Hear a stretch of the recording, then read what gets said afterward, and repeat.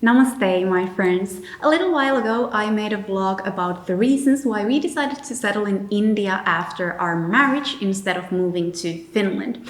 I heartily recommend that you also watch that vlog for all the reasons and explanations to those. So in this vlog, I'll be comparing the cost of living between India and Finland and explaining about our personal expenses, what we prioritize, and how we manage our expenses. People seem to be so surprised about the fact that we split our expenses completely 50-50, and somehow there's this idea that Vinod is making me pay for things, whereas I think that this is an equal partnership. Financial independence has always been extremely important to me. I come from a country where all the women are basically financially independent and don't have to depend on their partners in that sense. And my parents have raised me since I was a little kid to be able to financially take care of myself and not have to rely on anyone in the future and have to look for a rich husband or anything like that. Maybe I'll again make a separate vlog about this in the future, because I think that financial independence is, even globally, a very, very important topic, and I think that women should be allowed to have their financial independence and not have the men in the family control their money. But again, yeah, that's a completely different topic. Of course, there are a few little things that Vinod compensates, because I moved here to India and gave up a steady job and good career prospects. And I gave also the infrastructure of a Finnish citizen that I have paid for in taxes and all that. But overall, we split our expenses 50-50 and pay for our personal expenses completely ourselves. So for example, whenever I have gone for any kind of solo trips or when I go to Finland, I pay for these things myself. I pay for my cosmetics, I pay for my clothes, and then all the food, the living expenses.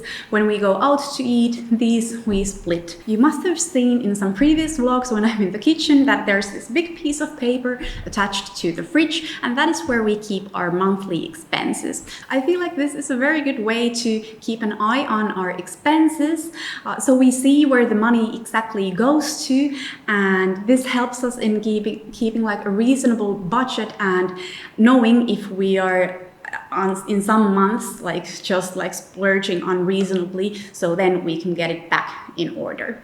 And this I think helps us have a very healthy financial situation.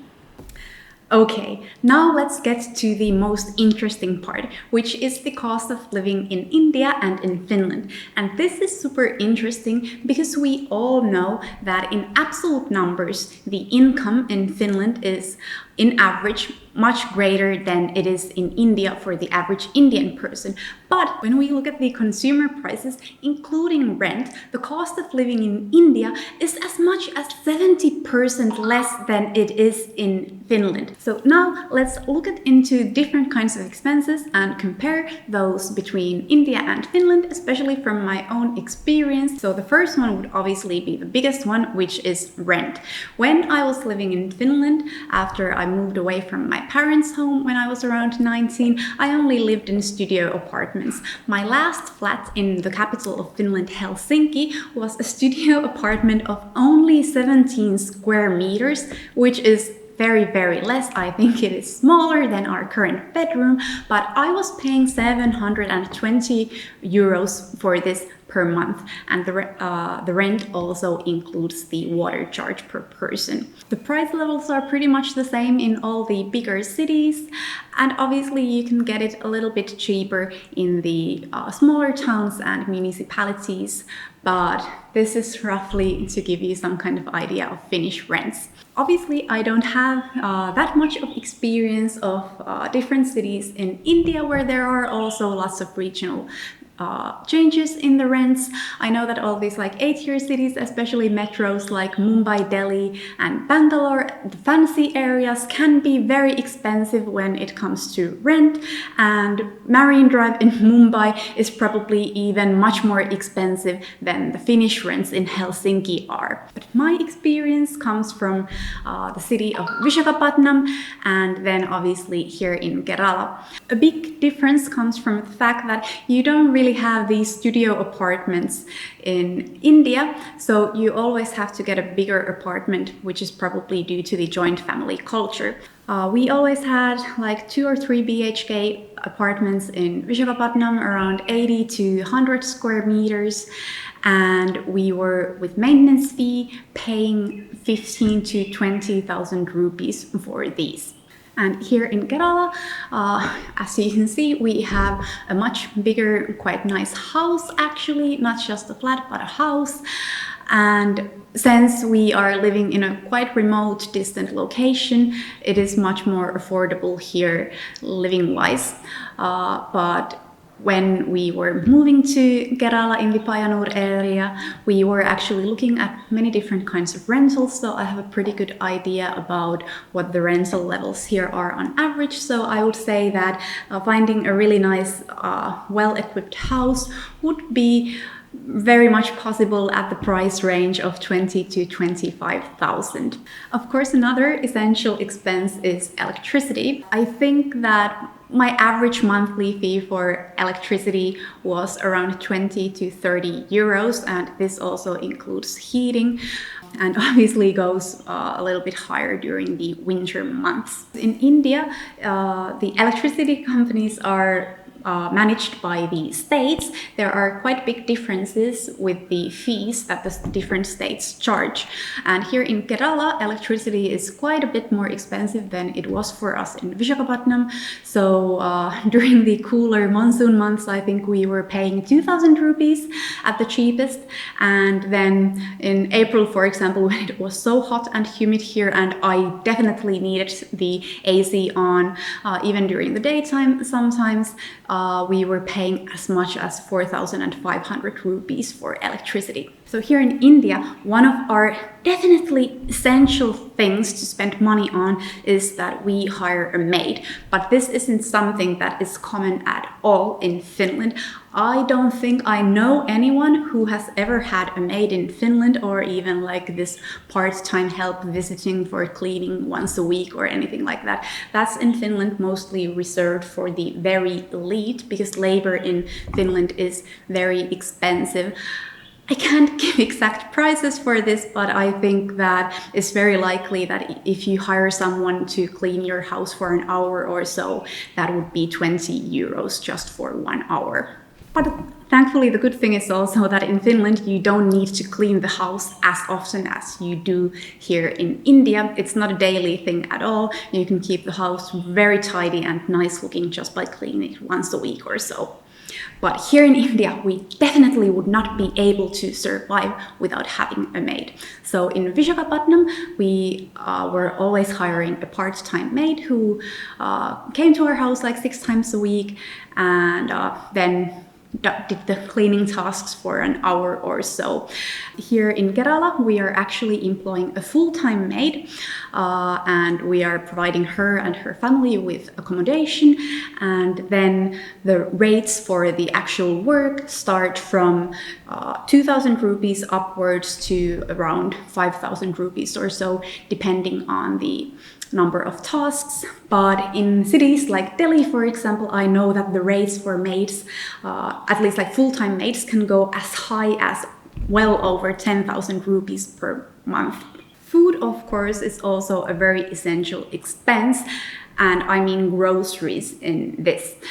In India, it is very, very cheap, whereas in Finland, food is extremely expensive. I can give you 2 quick examples. So for example, a liter of milk is about 55 rupees here in India, and in Finland, it's about 80 rupees per liter. My favorite example is the watermelons, because whereas in India, you can get this huge bowl of watermelon for as cheap as 80 rupees, in Finland, this would cost you probably 5 euros, which is almost like 450 rupees or so. Really expensive. Anyways, when I was a single girl living in Finland, my monthly expenses on food would be something like 200 to 300 euros per month, and I wasn't even eating the like most fanciest stuff, so I was just like eating normally, and sometimes even had to like really search for the cheapest stuff towards the end of the month. But here in India, our combined expenses on groceries with Vinod is roughly about the same. So we use about 20 to 25,000 rupees per month on groceries. Lately, it's been actually quite a bit more because with my pregnancy, I eat more and I'm craving for these like more special grocery items, like these like foreign foods that aren't like local Indian foods, so they have to be imported, which makes them more expensive. And I have been also wanting to eat much more non-veg than we usually have, so that also makes our food bill bigger here. And lastly, one other essential expense would be the commuting.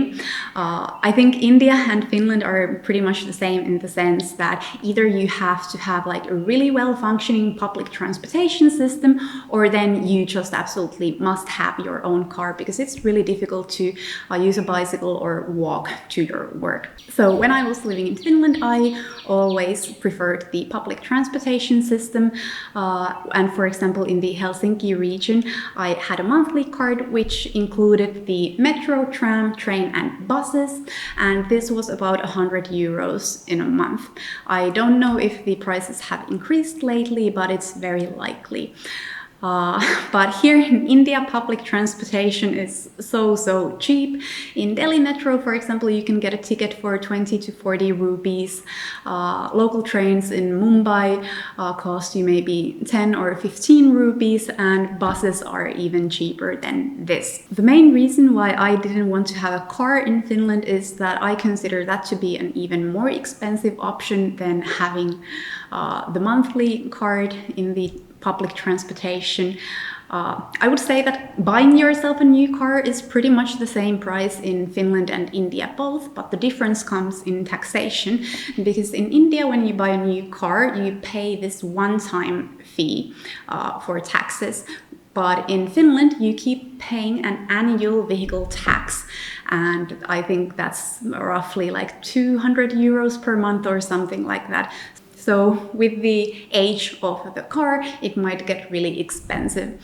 And then of course there's the petrol bills, which are also, I think, more heavily taxed in Finland. I only know the price for diesel, so diesel is about 1.5 euros per liter, whereas in India that would be something like a little less than €1 per liter. So in the long run, that becomes quite a big difference. Now let's talk about the non-essential expenses, which might be different for all of us according to our different kinds of priorities. Let's start with entertainment, and my favorite example about how cheap India can really be compared to Finland. Because let's start with movies and going to the movie theater. More specifically, because in Finland this is so expensive. Even in my small hometown movie theater that is like not like that kind of a luxurious place at all, but the tickets at their cheapest are something like 15 euros. And I was so shocked when I came to India and I saw how cheap movies can actually be. Especially during the summer months, it's, oh my god, so nice to go there because there's an AC and it is like one of the cheapest ways to spend your time. Because even in a city like Visakhapatnam, in an Inox movie theater, which is like really good, movie ticket is something like 200 rupees, maybe 300 rupees at max. And then in some like smaller movie theaters in smaller cities and towns, it can be as cheap as 100 rupees. And then in big metros like Mumbai, a ticket can be maybe 400 rupees. But it is so cheap compared to Finland that I did not think that movies can be that cheap to go and watch at a theater. Other entertainment that we like to do is going out to eat, which, even though it is obviously more expensive than the groceries that you can just buy at home, it is still very, very cheap here in India, because especially if you don't go to all these like 5-star luxury restaurants and all that in the bigger cities, you can get like really good homely meals in just like normal roadside dhabas and all these cheaper, maybe middle class places, and at the roadside you can eat for as less than like 30 rupees if you just like want maybe idli, you want dosa, maybe some street food in North India, and you can get a cup of chai for 5 rupees, and then for maybe like a meal or a thali you'll pay 100 rupees or so, and it's always like really good, healthy, filling food. Well, at least if you know where to pick. But then in Finland, if you want to go out to eat, you really can't get a proper meal for less than, let's say, 8 to 10 euros. Then if you want to find some mid-range place, that would be at least like 15 to 20 euros for a meal. And then if you want to go to any like actually nice place, it's anything above like 25 euros and onwards. Then I would also include shopping in the entertainment, which isn't really something that either one of us does that much. Lately I've been shopping much more new clothes due to the fact that my size is changing and not many clothes in my wardrobe fit me. But technically, Vinod and I have this deal that I can only buy Western clothes when I'm in Finland, and in India I should only buy Indian clothes, which even then I prefer having my mother-in-law stitch.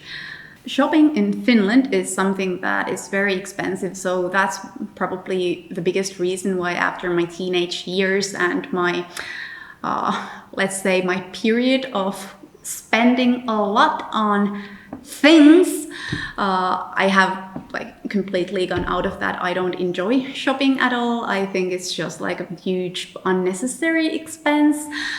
In Finland, I mostly prefer second-hand thrift stores because you can make some really unique, nice finds there for like really affordable prices. And actually most of my Western clothes that you can see in my photos or videos are second-hand from Finland, and I rarely pay more than 5 euros for those, even though they are very nice materials like pure cotton, pure linen, wool, silk, and so on. But because they are second-hand and usually from the 70s or 80s, they are really well made and still affordable, even though they are such good quality. Lately, we've mostly been focusing on shopping things for our home, because this is our first like actual long-term official home together, so we want to make this feel like a home too. And obviously now that we have a baby on the way, we will be not maybe splurging, but we will be spending more money to shop for the new member of our family too.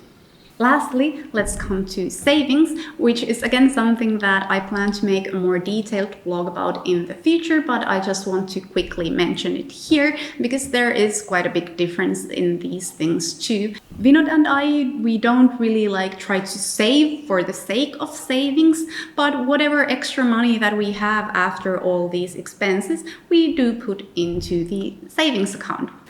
I hope that this was able to enlighten the cost of living between India and Finland to you guys, and also explain to you in a good way how we try to manage our finances and what are our priorities and so on. If you have any questions, please do hit them in the comment section because I'd love to see those. And thank you so much for watching this. I always love your support, guys. So thanks once again. Love you. See you soon.